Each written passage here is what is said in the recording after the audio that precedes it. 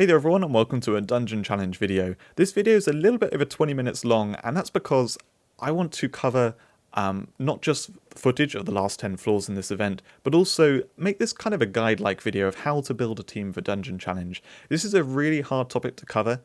There is a thread on the forum which gives some really good ideas from Sherlock. I will link that in the description if you want to go read that. It's got some really good stuff in there and good ideas about how to build for dungeon challenge. But yeah, we're going to cover that at the beginning of this video using my team, which we're looking at here, as an example. Now this team I've used for two lots of the event, one in February and then one more recently. The footage we're going to see is from February, and in there I made some mistakes, so we're going to see the whole team being used, or most of the team anyway. When I did it more recently, I actually didn't lose a single monster. I think there's a lot which we can do to make a team work really well in Dungeon Challenge, and I want to share some of those ideas. Now, I've recorded this a few times and I ended up really rambly, so I'm going to try and keep this as tight as possible to give you some key points for how to build for Dungeon Challenge. So the first point is, and this is one that I don't completely agree with, but it is a very good way of looking at things for how to build for it. The first point is you are building front lines for this event. You're not building the whole team to just flow through in a certain order, which is the case for like basically every other event. You're actually building front lines because you can swap the monsters when you're in the event in between battles. So as your front line kind of plan falls apart, you can then put those monsters to like the back of your team and swap in a different front line instead. So if you can put together some really synergistic, controlling, powerful front lines, then you can use those and just basically rely on those doing well to get through the event, rather than having to build a team that like flows through and everything synergizes together. The second thing is we can add a friend monster to the battle every single battle. You get to choose a different friend monster each floor. That doesn't matter so much. Basically, the main thing to abuse this with is use a high-speed send-back monster and have that in your front line. So you'll see in my team here, I have Black Titan in the front line, which is probably the best option. Black Titan or White Titan, very good for doing, having the versatility. But at the back of the team, I also have Wickerchap. This is a backup option for Black Titan, so if Black Titan dies. But Wickerchap is a monster that everyone can have, and that's a high-speed send-back monster. So what you can do is you put a good monster in 5th position, a good one of your own monsters in 5th position, say something with shocking entrance like this Glorionyx, and then with the friend monster you pick something that gives you a bit more versatility. So it's not a shocking entrance monster, it's like a stun absorber or something else like that. And then what you have is you have options depending on what battle you're facing. You can choose what you want to bring in there. So my general plan here is like, I'm going to do shocking entrance. However, if they've got a stun counter or something like that in their team, the stun's not going to work, well then does my other option give me more to do with this? You'll see I actually picked Ithilgoch on quite a few of the floors in the footage we're going to see later on as another option there. And also you don't need to worry about the friend monster dying. So some monsters, like, they can come in and they can just sacrifice themselves to do something, that kind of thing. Those are very safe to pick and could add a lot of value into teams. So that's the second point. The third point is you need some really high speed stuff to control the battle. That is what you really need in order to not lose monsters. Like, having tanky monsters in there, having stuff which heals, that's all good, but the most important thing is having some high speed stuff that starts taking control of the battle. The easiest way to do this is high speed stun. Galio Dragon or Shiny Galio Dragon is super fast and got the stun flash. That's going to work really well. You can see in my team, I've got Shiny Galio Dragon, I've got Heaven's Worm and Nova Drake. 3 high-speed stunners that I can always make sure I have one of these on the battlefield or in the front line to stun the enemy team if they're stunnable. The other kind of option for that is 1-on-1. That's very popular. You've got Oni Blade and Stratostrike that both do that very well. Those kind of things can help you take control of the battle and just avoid losing many monsters because you have, basically fewer monsters to face at any one time. So that's another thing. And then last one, which I kind of alluded to already, healing and whole ground monsters are very, very effective in this event. You need to avoid losing any monsters. That's the main focus as you're going through, is you need to take out the enemies without losing your monsters, without even losing health on your monsters, ideally. So anything that can heal them up is going to help you big time. So those are the key points I would say for building a dungeon challenge team, how to do it. So now let's look at my team specifically and what's going on with it. So the two front lines that I have first of all this Link Fire front line, which has Shiny Gallo Dragon to stun the enemies. However, the key thing about this is not Shiva Dragon, that many people will sort of look at and go, oh yeah, Shiva Dragon's amazing for dungeon challenge. Actually, it's the Asterios. Asterios is super, super good for dungeon challenge. The enemies are buffed quite a bit, so normal kind of high damage moves don't really kill them, but the Swift Fast Strike on Asterios is buffed so much that it does actually kill buffed enemies. So if there's some stun counter or stun converter or stun immune thing or any kind of problematic monster, Swift Fast Strike usually does the job to get rid of it. And then it's obviously got the Link Blood Bite, which is what I'm building this Link Fire into, which is like a Blood Fury but also heals it and is very fast. But yeah, the Swift Fast Strike can deal with any problematic monster that I meet. And then I've got the Stun Wave from the Gallo Dragon to really start things off. So I start things off, get rid of a problem. Got Shiva Dragon for just generally charging up the Crescendo Strike. It's got HP Share and Purify for controlling things. Really nice there. And then the Black Titan, the general plan here is going to be retreat into the Glorionyx. And then Glorionyx can just keep taking itself out of the battle, coming back in and stunning. And when I put that at the end of the Link Stun Wave from Gallo Dragon, I just chain stun enemies forever. So basically, if I meet a stunnable enemy team, they're not going to hit me at all because I've got the stun into more stun and reliable killing moves from my monsters.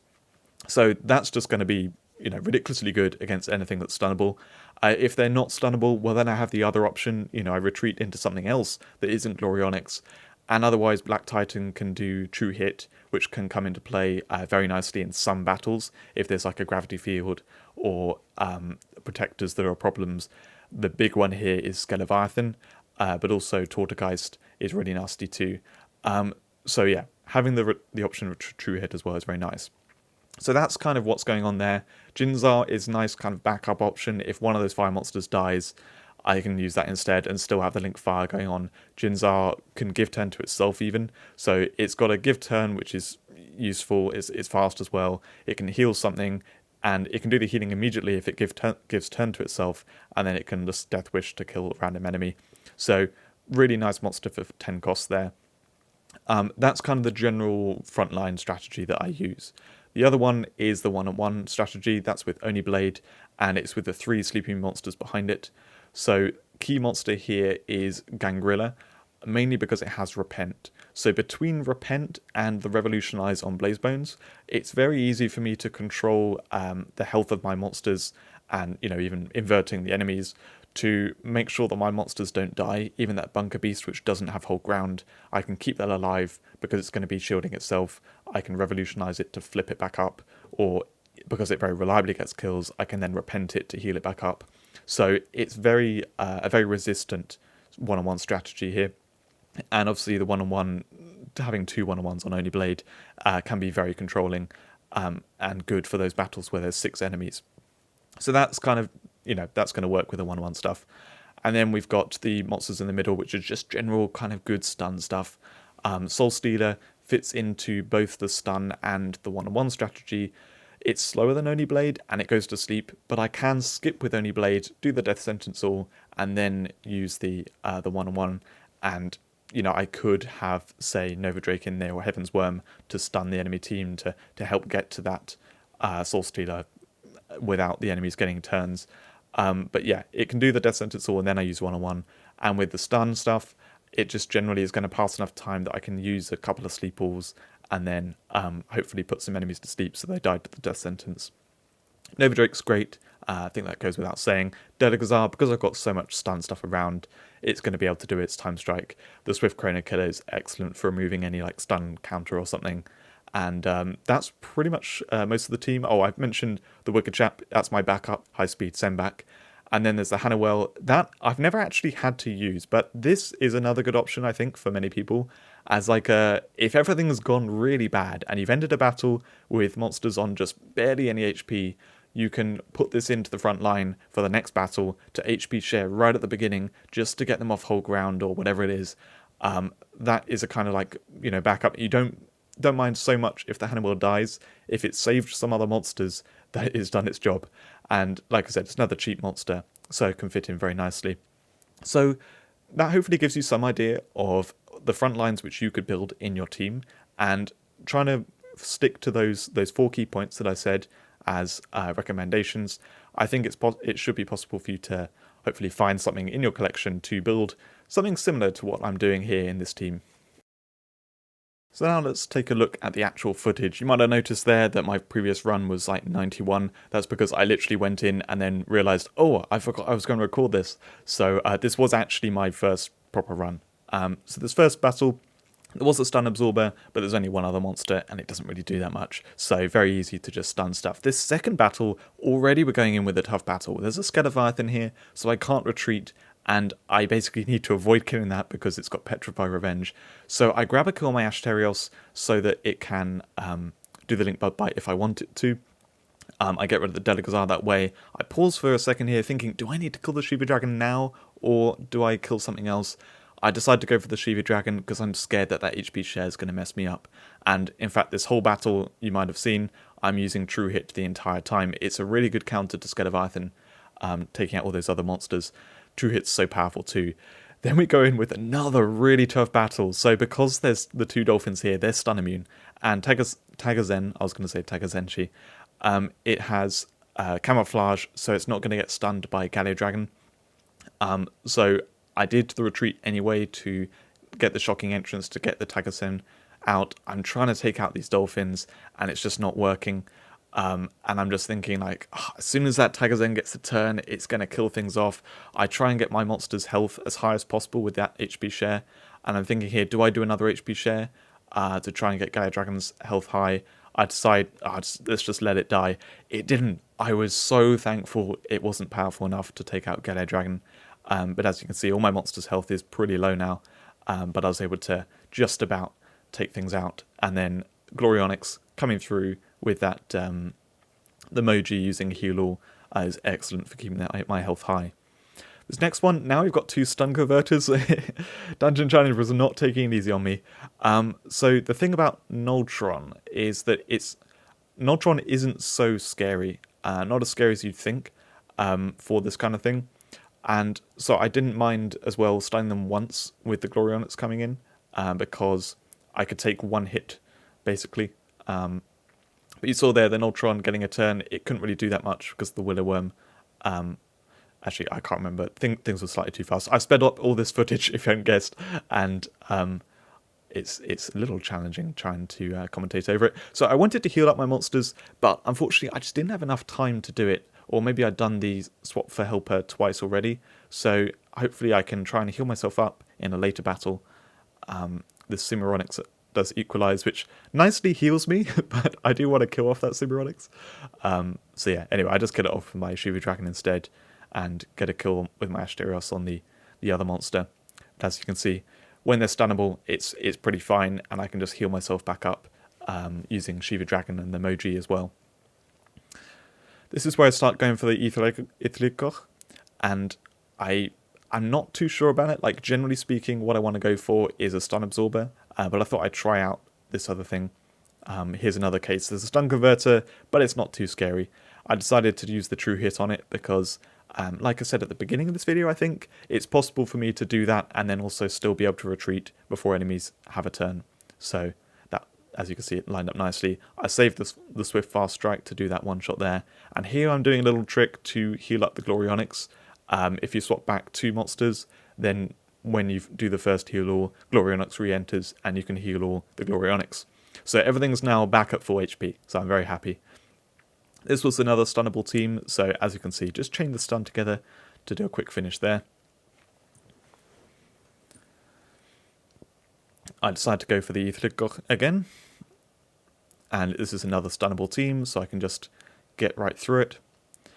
The game's been pretty quite nice to me compared to those first few battles where it was actually pretty tight. I was thinking to myself like, oh no, is it going to be like this the whole way? Because I wanted to get through and, get a nice recording. I was a little cheeky in that last video as well. I saw that last battle. I didn't want to face the Poison Revenge, so I lined it up so I could take them both out at the same time. This one's fairly safe. I did take a little while chipping those monsters down to hold ground. Generally speaking, you've got to be very careful about bringing in the next monsters, because if there's 6 in the battle, you can see one of them, but the second one may mess you up. Lovely thing about the Shocking Entrance is it stuns even the camouflage monster. Now I lined it up to do the Swift Fast Strike to kill off that monster, and then the remaining ones I can just stun to finish off. Can't remember if I was in the middle of saying something now. Anyway, doesn't matter too much. So as you can see, my team generally works with this stun stuff. Oh, okay, here we go. I make a mistake in this battle. I make the mistake of adding in the friend monster right at the beginning, and then I work out what I want to do and realise I do not want it there. What I should have done is not added the friend monster in, skipped with Galio Dragon, and done the true hit to take down the Orazar. Then I could stun this Bright Scale before it gets a turn, and then do my normal chaining stun by retreating with the Black Titan. I messed up though by adding it in. I didn't have enough stun to kind of chain together. I decided to do the link stun wave at the beginning before bringing in the Bright Scale. I could have still skipped and done it, but the Grizzle Guard would have protected, which I figured would be a problem for me trying to actually take down the Bright Scale anyway. So yeah, I had to go for it that way, and then I lost my Black Titan. Really disappointing, and when I did this event at a later time, I didn't have any problems.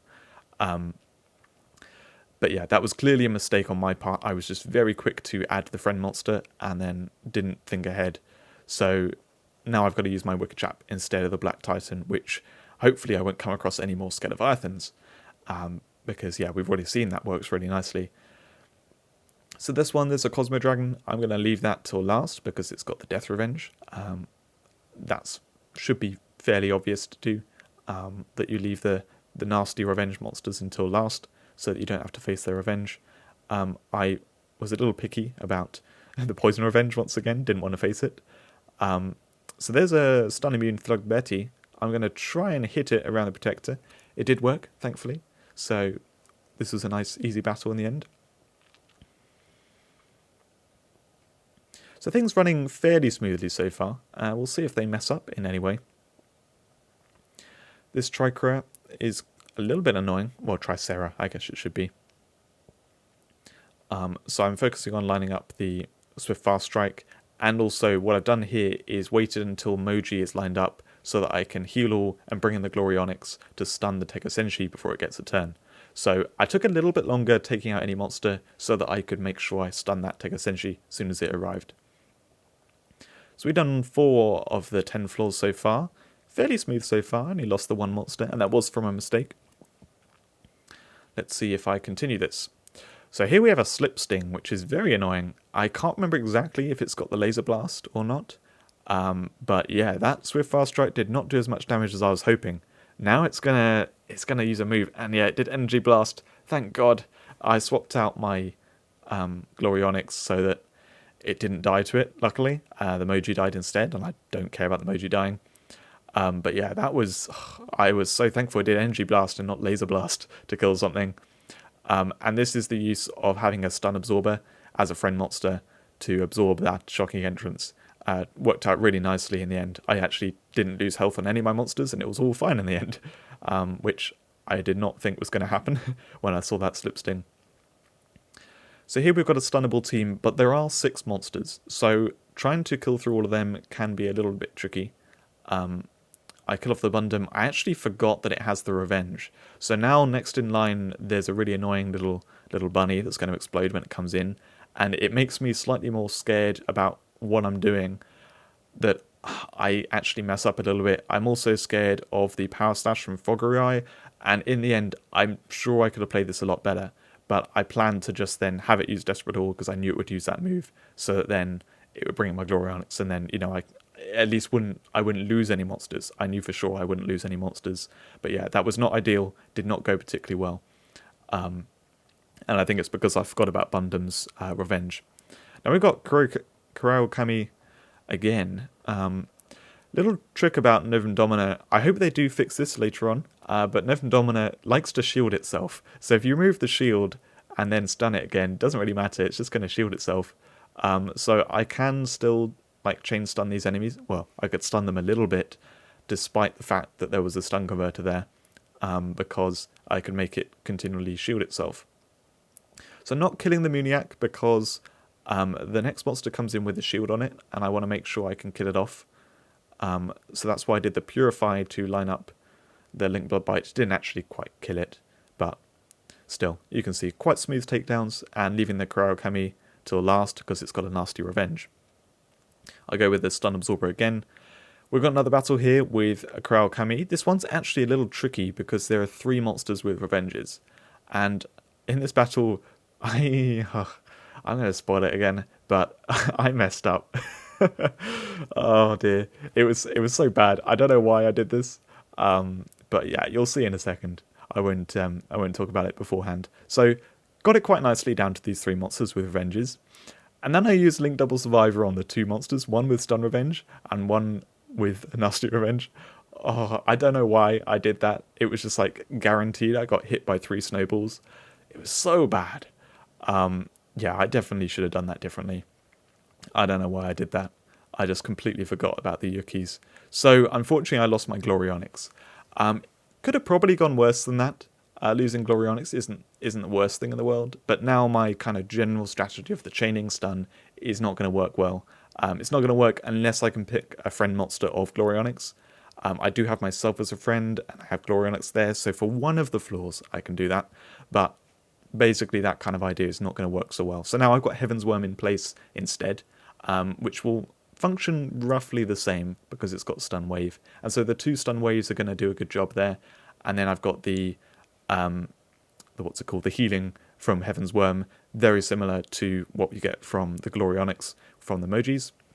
So it should do what I was hoping Glorionyx was doing. And you'll see I pass a little bit of time to heal up my monsters in this battle. Passing time to Healing Light with Heaven's Worm is definitely something a lot of people do in Dungeon Challenge. So here we have a nice stunnable team, so I can just finish them off the usual way, and actually I pass a bit of time to do the Healing Light just to get my monsters back onto full health.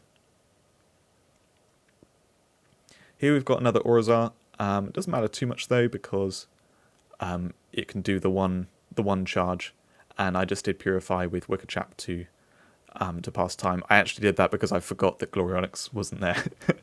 I could have brought in the Heaven's Worm, no problem, because it has Stun Wave rather than the Shocking Entrance.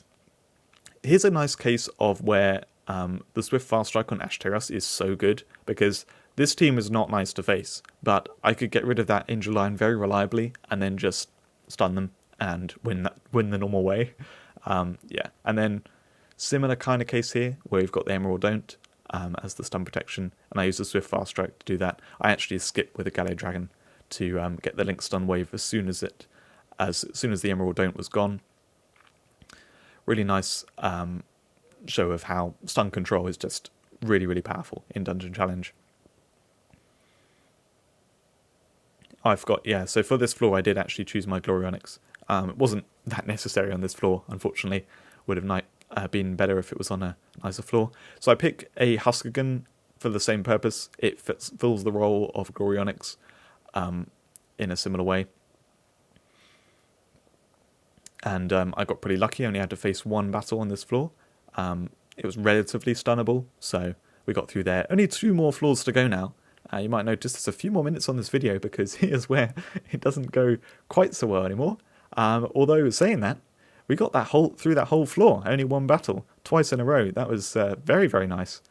Compared to the beginning where I had to face loads of battles, some really tough battles. Here I had to not face many at all. So I messed up big time here. This was really, really bad. I killed 2 monsters at once. Looking at the Heliodry, I was like, it's not a problem at all. I'm sure I can deal with whatever's behind it. But there's a Penguinator. And oh my god, I got so lucky. It did Accelerate Team. I have no idea why it did Accelerate Team and why it didn't do Protect Focus, but that was super lucky. Yeah, so anyway, that was, yeah, we'll just go past that. This next battle, not the easiest. There's a Night Hunter there with the Petrify Revenge.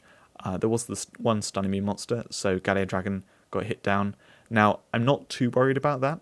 I'm actually just going to keep it on whole ground. I'm not going to do the HP share because I know it can survive until it gets a turn, and then it can life flip itself. And I overwatched it, so, you know, hopefully it will go there. The Solarial has Ultimate Sacrifice. I just had to take it, and really unfortunately, they killed my Shiva Dragon. So I've now lost my Shiva Dragon too, and this is where, alright, this team, it's not working. I need to know, I know now at this point, I've only got the 3 fire monsters there at the front, so if anything dies, Link Fire is going to be gone. It's not going to function. So I put in my backup front line, which, like I said at the beginning of this video, is the only blade with the 3 Sleeping Immune monsters. So I'm now going to put the Link Fire stuff basically out of the front line. Heaven's Worm being in 5th position is going to work nicely. Jinzar is just generally really good support, so that's going next. And then I've got a second stunner. Nova Drake's going to be good, and I'll just throw the Delicazar there as well. So if the one-on-one doesn't work, I've still got the backup option of the stun wave and then Jinzar for supporting whatever kind of situation's going on. So let's see what I face. Oh no, there's a Terragar. Unfortunately, there's that Insomnia monster that kind of counters what I'm doing. So I pause for a second. I'm just, you know, praying, and then the one-on-one works perfectly. I was so lucky there. Slept all the other monsters. Terragar, it did have the secret skill to summon things, and then it used the Slashall. That Slashall was very scary. It will kill my Gangrilla and, well, basically everything if it gets to use it again. So now what I do is I look and I see I'm going to get a second turn before Knight Rider gets a turn. So I'm going to bring it to whole ground, and then I'm going to finish it off to get 1 kill on Oni Blade. I do an Icebreaker on Terragar again to bring its health down enough so the Piercing Mortar will kill it. I have a rough idea of how much Piercing Mortar is going to do, and it did work out there. So now I get the second kill on Knight Rider, and it's going to be a bit awkward because there's a couple of Rockoids behind. So I'm trying to figure out how best I want to play this, and in hindsight, I don't think it was the right idea to use Revolutionize. I think I could have been fine here because those Glorionics, that Glorionics and Zulong were going to be sleeping for so long. I probably could have ended this battle with more health on my monsters, but even so, it was fine. I don't care too much about the whole ground monsters not being on full health because I can Revolutionize in the next battle. It's very different to playing with the other team, where, yeah, you can kind of let your monster's health go low. Bunker Beast is the different one because that doesn't have whole ground. But yeah, anyway, moving into this next battle, really unfortunately 2 monsters here with sleep immunity, so the one-on-one was just useless. So yeah, I've lost Blaze Bones. This is not good. The Rockoid's nasty as well because my 2 damage dealers are both Storm, and that's Earth. So yeah, it was not the best in terms of how this played out. I got a kill on my Gangrilla so I can heal it, but in fact I'm going to use other things to heal it. Oh no, I will use Repent to heal it up. So I was just about able to heal my monsters back up to full health and then take down that last monster. But I'm not happy with that Blaze Bones out of there. I'm looking at this and thinking, do I want to go with this same team? Do I use like the Heaven's Worm in it or something? And I think, maybe I'll put the Wicker Chap in there so I can like send back into something. I didn't realise my Wicker Chap's actually slower than my Oni Blade. So anyway, that didn't work particularly well. And then Oni Blade dies. Luckily this doesn't matter because it's the final floor. I would not recommend this. Like, this is not how to play with this team, like this section of the team. But you do get to see a little bit about how this team kind of functions and what it can do. It's definitely very reliable if you play well with it and you don't meet sleep immune monsters. But yeah, general idea there, as you got to see. So now what I'm going to do is use my original front line, but with Delicazar in there. It's just going to work very well with the sweeping, and funnily enough, the next battle there's a Voidress, which is very nice for the Stealth Bane. You got to see Jinzar there with the instant healing and then using the Death Wish. It's amazingly good for a super epic. So having any stun with Delicazar works nicely. The enemies being buffed means they don't take much damage, but with excessive force, you still do good damage. This next monster, Deer Dragon, I decided to just Death Wish it to get rid of it. It's pretty reliably going to get rid of it. And then I can use the Swift Fast Strike to bring this Tinker Claws down. And yeah, then that's it. So yeah, that was my 10 flaws. Like I said, it got very messy towards the end, and I didn't play perfectly, but it gave you a good idea of how the team works and some of the other bits of the team, not just the original front line. I hope I haven't been too rambly in this video. It's a little difficult to commentate really fast footage, but yeah, that's it for this video. A bit of guide stuff, bit of footage. Hope you enjoyed it, and yeah, there'll be lots more stuff coming soon. Thanks for watching, and I'll see you in a video soon.